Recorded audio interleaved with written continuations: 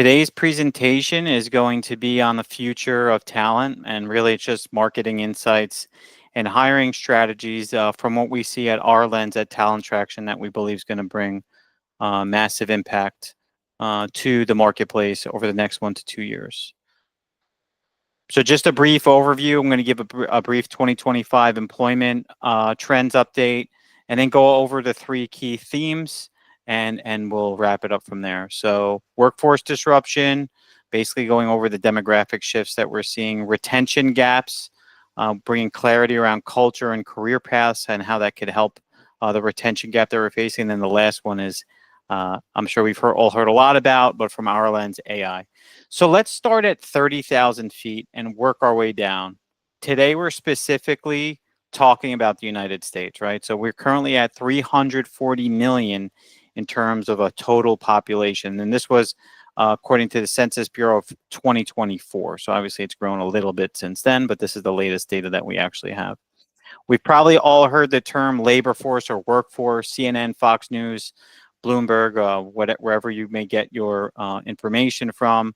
It's a simple calculation. It's the employed plus the unemployed. And it's important that we note that for the purpose of a few of the slides I'm about to show. And the unemployment rate is simply the unemployed divided by the labor force. So this is the latest data that we have, and we're looking at 171 million individuals in today's labor force versus 166.7 million people year over year. And that's actually 2.5% increase, or almost 4.5 million people versus last year. So great in terms of absolute numbers. However, if we look at the labor force participation rate, I think this is more important of the conversation of the 30,000 foot view. We could see that we are at 62.6%, and we just haven't recovered since pre-COVID. So that gray bar in the middle is the recession of pre-COVID, and you can see the blue line representing the labor force participation rate, and we've just simply never recovered. Here's a bit longer look back of that same calculation, and you can see it's just gradually decreased over time. This is a 25-year look back. So you also have 2 other recessions that we're showing with the gray bars. And one calculation that we made was, we said, let's take a look at what the labor force would be if we had the same participation rate as we did just before all the COVID layoffs happened. And we would actually have 1.2 million more people in the labor force today if we had the same participation rate as we once did. This is total job openings in the US.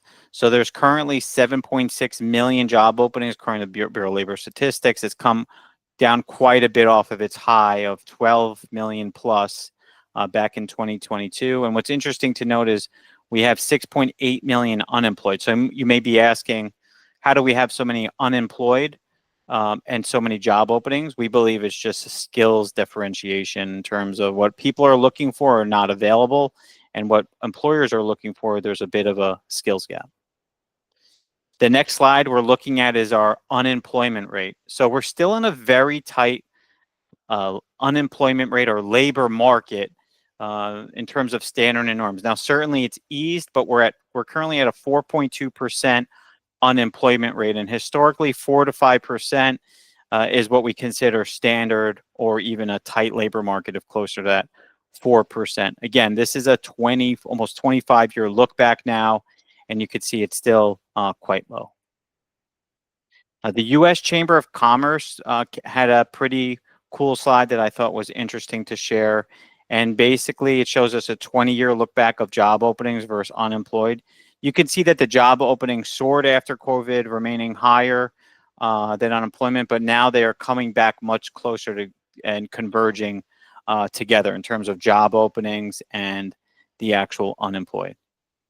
CPI is also something that we like to keep a pulse on. And really what this means is employee cost of living has really gotten quite expensive when we look at price of anything, including rent, et cetera, et cetera. Of course, we see energy coming down, but cost of living has certainly gone up quite a bit in recent years. I did this poll on my own personal LinkedIn. You could see food and groceries, where most folks are feeling the impact. Again, small data set, but we have a lot of folks that answered this, and then followed by housing and rent. So I'm sure this could be something that you can relate to, or individuals on your team. So here's key takeaways that we'll provide after this um, um, share, and could be a something that you take back with you in terms of everything that I just spoke about. Now we're going to jump into the workforce disruption. So we wanted to ask, okay, who left the workforce and really haven't returned since 2020? 65-year-olds and plus were the largest, followed by 20 to 24-year-olds. The only folks that didn't leave, or if anything increased, were 25 to 54-year-olds. Another interesting note is 55% of peak boomers will retire over the next 5 years. And why is that important to us? It's a huge wealth of knowledge that's going to retire, right? Typically, these are our leaders within the companies. And although they plan to retire in the next 5 years, they're actually going to be quite a few of them retire early due to health issues or layoffs that may happen. So this is looking at prime age men specifically, because there's a large amount of them that are not in the workforce or unemployed. So if we look at the blue first, this is unemployed but no longer in the workforce. So what does that actually mean?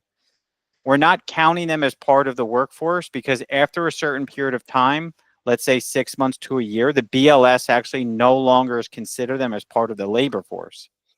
And then, and even if they are supposedly looking for work, they just don't count them anymore. And the number one reason why they left is due to physical, mental, or behavioral health reasons. So these are individuals that have left the actual labor force. Now, if we look at the yellow or light green, these are the unemployed. So that means they don't have a job, but they're actively looking. So they are left their last role within the past 12 months, but they're still actively looking for roles. This is considered unemployed by the BLS.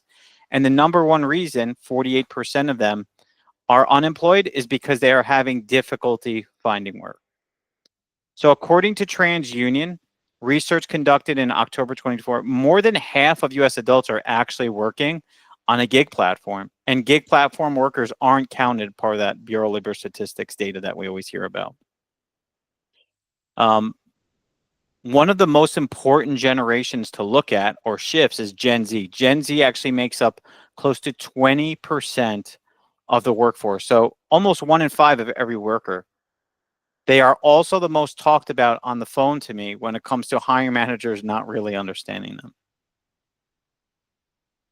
So just a couple interesting notes from a McKinsey study that we found. Gen Z is the least motivated by money. In fact, they were the only group not to rank it as the top 2 reasons for leaving a company. Gen Z, oh, sorry about that. Gen Z gave flexibility the highest rank, and flexibility its highest rank, and it's probably the best way to retain them. So if you can give them flexibility in any way, there's a great way that you could retain them. And also, the number one reason why they leave a job is because there's no career development or growth opportunity. Gen Z is also the generation that is most impacted when it comes to their performance and all the factors listed here on this slide. So they're most sensitive to all these situations. The blue being Gen Z on the right, and then the average of all other generations on the left being the left circle. We had a case study back in 2023 where there was 22 turndowns of actual offers, and this is from a partner of a very well-known firm within the Pinnacle Society called Premier Financial Search. So they had 22 total downturns, meaning that they were given an offer to a candidate and they actually denied it. So the founder there found that Gen Z are actually very risk averse. They refuse to have difficult conversations, and they prefer electronic communication. So they really don't like to upset people. So they'll say yes, when oftentimes really we find out later they really meant no. So what they did was they changed their SOPs internally, because this is a total shift in terms of the way that we give offers and go through hiring processes. They came up with a candidate commitment. And this is where upfront you're learning as a candidate, for Gen Z, but for all candidates, we do this, and so does this other group now. Understand every step of the way that it's okay that at any point in time that you do not want to move forward with the role, you could bow out at any time. So in 2024, after implementing this, Alan Fisher, the founder, had 0 downturns for all of 2024. So pretty amazing how he had so many folks turn down his offers, and then for his clients, and then by implementing this strategy of basically transparency and setting alignment up front, was able to mitigate that throughout the whole year. So workforce disruptions, key takeaways. Again, we'll leave this for you as a takeaway. But basically, the boomer exodus, Gen Z changes, the health and workforce gaps that we're seeing, and we'll move on to the next piece, which is the retention gap, clarity, and culture and career paths. So we did a study where 343 candidates or employees of our own database were polled. And the top 3 words that they listed for why they would stay with a company are loyalty, security, and stability. So anything that you can do to align for your company's culture with this will be of interest to candidates or current employees in the marketplace. So do KPIs and job clarity affect retention? So we asked a simple question: does your job have well-defined, concise, and clear goals? On average, the response landed a 6.7 out of 10. And that means most employees felt that they have some direction, but many still lack clarity. 55% of employees that took this survey also would consider a new job. So we could fix this. We can define expectations more clearly, communicate better, and set measurable goals that help every employee feel confident in their role. So I think the major takeaway here is every single role within an organization should have 3 to 5 very specific KPIs that someone is hitting, that's met or striving for, that's measurable, that it lines up to the company's overall mission vision, but that they could track towards on a yearly basis. And that's from the admin assistant maybe answering the front door all the way to sales leaders within the organization. So employees' perceptions of growth and value and how they feel within a company. And the average score for this was 3.1. So we felt that there were some areas of improvement, and transparent communication and transparent feedback are important. So any way we could provide that, providing mentorship and coaching opportunities for career development, and celebrating employee milestones and recognizing, achieving, and boosting engagement. Salary satisfaction and retention risks. So overall, the candidates that took this were 3 out of 5. And they also felt that, and 2.9 out of 5, or 54.6% of employees were considering a new job due to salary satisfaction and overall retention around comp due to all the inflation that they're facing. So key takeaways from this survey that we took, retaining talent is all about really having clear job expectations, making sure that you have growth potential and life balance. Attracting employee reviews on social media, competitive comp, and growth plan. Like, candidates really do look you up on social media. It's important for retention to have competitive growth and compensation, along with having obviously a strong leadership to set the mission vision. We still see return to office as being sticky. We see that basically Trump, when he first took office, really saying everyone's got to come back to work. Traditional industries like Jamie Dimon, the head of JP Morgan, also saying basically it's time to come back to work. But we definitely still see this friction on on a lot of candidates and companies, and especially in like the tech industry where they really don't feel like they have to come back. But many traditional industries, like where we work in, a lot are fully back in the office. So just some key takeaways here for you. And again, we will give you a takeaway with the key highlights after the end of this presentation. So on to AI transformation and hiring. So how about hiring 20,000 people without a human? Could you imagine that? Well, it's already been done. FedEx hired 20,000 people without one human. This is the type of disruption that's coming for me and people with my title, or so they say. But as recruiters and talent acquisition, we must not fear, we must embrace this change. Or how about from a candidate standpoint? From a candidate perspective, you could even use it to apply to 1,000 jobs and get 50 interviews overnight. But really, how can we in HR or talent use this um, and implement in our daily basis, right? So I'm sure that we're all already aware that ChatGPT or Google Gemini could write us better job descriptions. We could create content and be relevant for our employer brand in ChatGPT. We could also come up with questions for your interviews and have professional headshots taken. So for fun, I loaded these into one of the apps, and literally took me 30 seconds to load these up. And then this is what it spit out. And then just like this, you could truly attract, if you know what I mean. Just kidding. But this is actually what it made. And this is actually my LinkedIn profile. So I didn't have to go to um, an actual photographer. I saved $400 from a professional headshot because that's what it costs near where I live in New York. And I probably didn't burn 2 to 4 hours of my time. Instead, I paid $50, loaded 4 to 6 normal pics, and now I have all these different, literally like 20, 30 different headshots that I could use. Some other top tools for recruitment, Gemini, I think, is the level 1.0 level, or like a ChatGPT. Another great tool, even for sales teams, is Plod.ai. It's a little device where you could record conversations. It summarizes and could email you the notes without being on an actual meeting, or if you're in a seminar, etc. And the final one is Clay. So Clay recently raised around 40 million and has a over $1 billion valuation.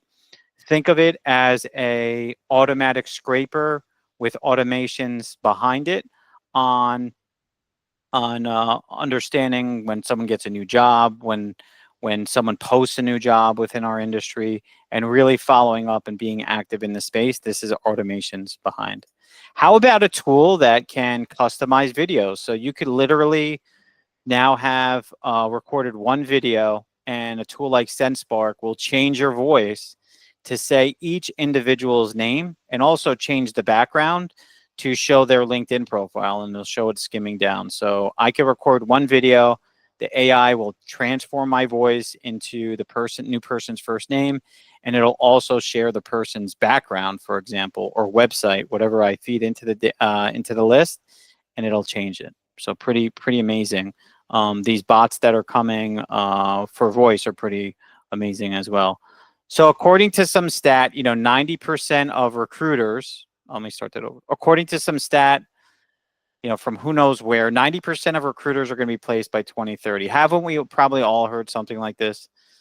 I don't know about you, but my email and my LinkedIn has never been noisier with spam. Tons of messages targeted to me with obvious AI scripts, and I don't even open them. In fact, sometimes I unfortunately delete some real ones because there's just that much spam today. It's gotten quite insane. So I think the phone and traditional methods like actual mail, Loom videos, and personalization as much as you can are the secret to being the signal amongst the noise. So I'll leave you with this. What is your mission and vision? Our mission and vision at Talent Traction is to impact 10,000 lives over the next decade. To the leadership that is listening to this, what is your mission and vision, and is it big enough for your team to be inspired by it? I also wanted to mention a free app that we are launching, hire.talenttraction.org. This is a place that you could go that's powered by AI to help you through each of the key 5 phases of recruitment. So thank you so much for joining. Today's